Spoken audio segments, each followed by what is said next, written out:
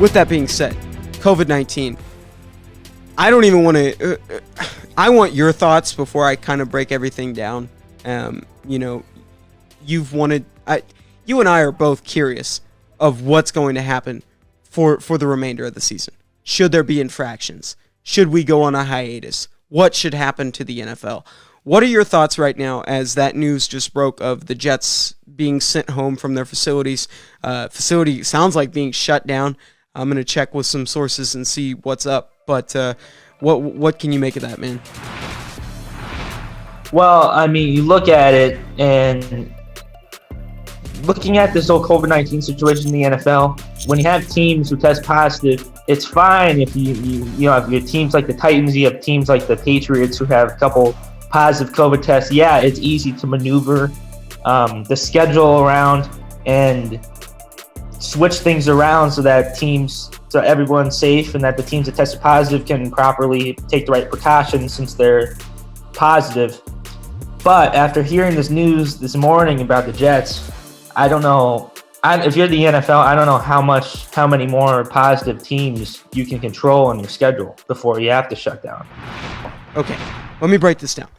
They had 8 positive tests on Tuesday. 3 players, 5 personnel tested positive for COVID-19 within the Titans organization. On Saturday... This is on Tuesday the 27th, correct? This would have been on Tuesday 26th, 27th, 28th, 29th, September 29th. So this is following the Vikings win, 31-30. They beat the Vikings, go back home to Nashville. 5 personnel, 3 players test positive for COVID-19. It doesn't add up, dude.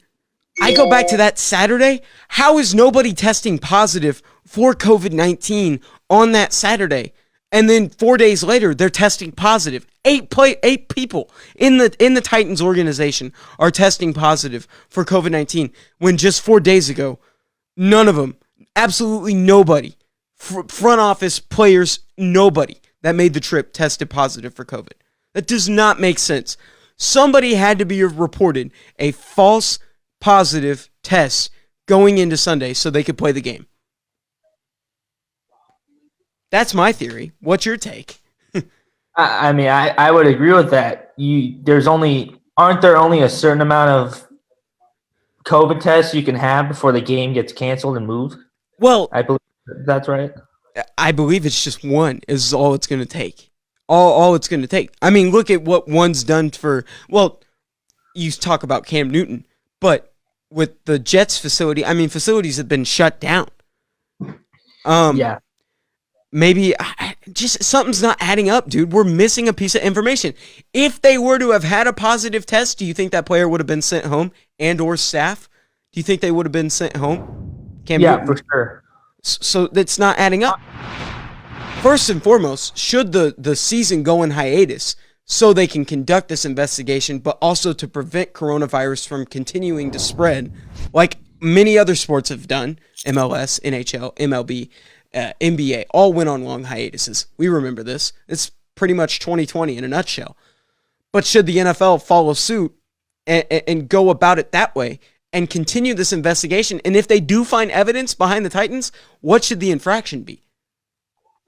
I don't think the NFL needs to completely shut down the whole season to investigate the Titans. I think they can still run an investigation and keep the teams that are able to play and have no positive COVID-19 tests to continue to play. I think they could do it that way. And it depends, honestly, like I said earlier, on new teams. If new teams keep getting new positive cases left and right, then eventually you're going to have to make a decision that's right for the season. But if you are able to control cases and you're able to handle the teams that have players test positive, then I don't think you need to. Then I think you can handle that. In terms of the Titans, I think you don't need to stop the season to investigate. I think you can still investigate and keep the teams playing. I think it would be kind of unfair for the teams that are following the guidelines to have to stop their season so that the NFL can investigate Tennessee. The New York Jets, like you said, need to start from scratch, dude. This 2021 is going to be a huge year for them. I mean, where do you start? I think you do look at the quarterback position, and I think that Sam Darnold is where you start. And I'm not saying this as a stab at Sam Darnold. If I'm Sam Darnold, if I'm his agent, if I'm anybody affiliated with this party, I'm getting the hell out of Dodge. I don't want to be involved with the New York Jets. I don't want anything to do with these guys. Get me out of here. This is why Jamal Adams, Le'Veon Bell, and company have all left, because the coaching staff is absolutely horrid. Like, from any point that you look at this, there is no good able-bodied coach in the New York Jets staff. There's nobody within that staff that it just shows that they need to stay. I think job security is very vulnerable at this point for anybody on that coaching staff. And I think that Sam Darnold, it's a hazard for him in his career. If you want your career to be successful, don't stick around with these guys, because they're going to steer you in the wrong direction. So something's got to give. I think if they get rid of the coaching staff, Sam Darnold might stay. But if they don't, then Sam Darnold's got to leave. And that gives me great pleasure in introducing Mr. Usayd Koshul, joining us live, bright-eyed and bushy-tailed. How you doing, Usayd? I'm doing well, man. How are you? Thanks so much for having me on. I know we've been talking about this for a while, so it's exciting to see the time finally get here. I'm excited, man. We are 14 days away from what should be Christmas. Like, it needs to be Christmas 2.0 on the calendar. And, you know, guys like you, guys like me, guys like Brandon, guys like Ryan, it is something that we celebrate and we love all too much, maybe a little too much. We dedicate our time to it in our efforts. And man, without further ado, we just got to get into this news and everything that's trending. You bring up a good point in talking about, speaking of quarterbacks, you did right for the franchise. Well, I guess this is from the outside looking in. I don't know what your opinion or stance is, but, you know, Mitchell Trubisky going to Buffalo. Then the question marks loom because you actually compensated or settled for bringing in a guy like Andy Dalton, who, albeit he brings in veteran, a veteran tangible. He's got that leadership. He's been around the NFL for quite some time, but people argued that Mitchell Trubisky was just about the same caliber of quarterback that Andy Dalton was. How did you feel about that direction that the Chicago Bears took? And, does that motivate, do you think it stops there? Do you think that gives you even more reason to go after a quarterback come April 29th? My personal feelings were I kind of expected something like this to happen. I mean, if you've been following my work, you realize that January, February, March, when we were talking about quarterbacks on both the shows, I was like, hey, your quarterback for the Bears in 2021 week one, the starter could be someone like a Russell Wilson or Deshaun Watson, which Watson's a completely messy situation. But I was like, could be someone like Wilson or Watson, or the drop-off could be so significant that it could be a guy like a Marcus Mariota or an Alex Smith or an Andy Dalton. And no disrespect to Andy Dalton, because the guy's played in this league at a high level for a really long time.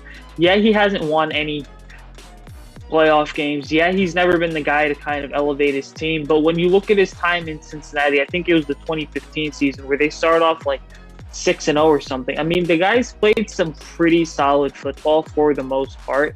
And so for the Bears, this was a move that was just settling about, hey, what do we think is good enough? And let's talk the familiarity aspect of it. So I think when you look at the Bears and the way that they've operated at quarterback under Matt Nagy, they've always wanted to have at least one veteran quarterback that's worked with the coaching staff in the past in the room.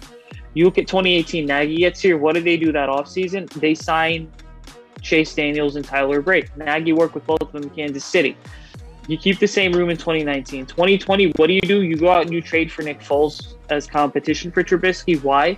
Because Foles had worked with Nagy, he had worked with John DeFilippo, and he had worked with the offensive coordinator, Bill Lazor. Fast forward to the 2021 offseason, you bring in Dalton, who's had a history with Bill Lazor, right? Mm-hmm. When we look at that, we realize the familiarity is a major aspect of it. And then I think here's why a quarterback move is on the way to answer the second part of your question. Yeah. 2017, Pace signs Mike Glenn in free agency, says, hey, Glenn, you're the starter. A month later, drafts Trubisky. 2019, doubles down on Trubisky being the starter going into 2020, right? Trades for Nick Foles. 2021, kind of double down on Andy Dalton being the starter, which means that the dominoes are lining up to the point where the Bears are probably trading up for a quarterback. It's just going to be a matter of who they trade up, because I don't see them trading up for Mac Jones. I do see them trading up for a Trey Lance or a Justin Fields, because those two fit what Matt Nagy's trying to build on the offense much better than a guy like Mac Jones.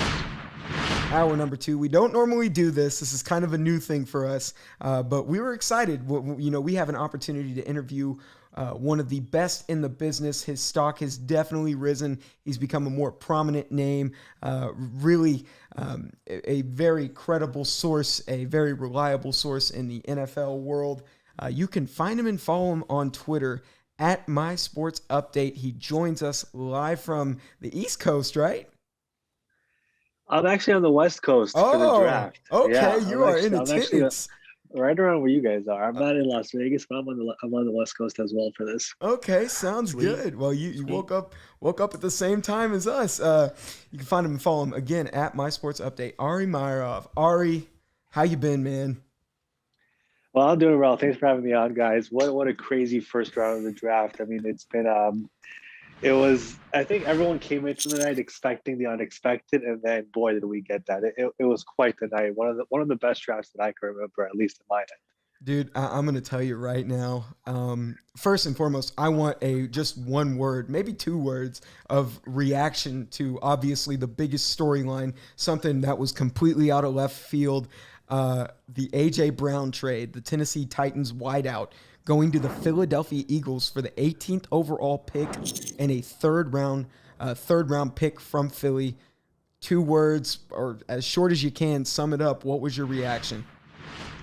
I think the one word is just chaotic. I mean, it was weird because like all day long, we were all kind of hearing the Eagles wanted to move up, which they did, by the way, earlier in the draft to get Jordan Davis. But the belief was a move up either for a pass rusher or a wide receiver in Jameson Williams.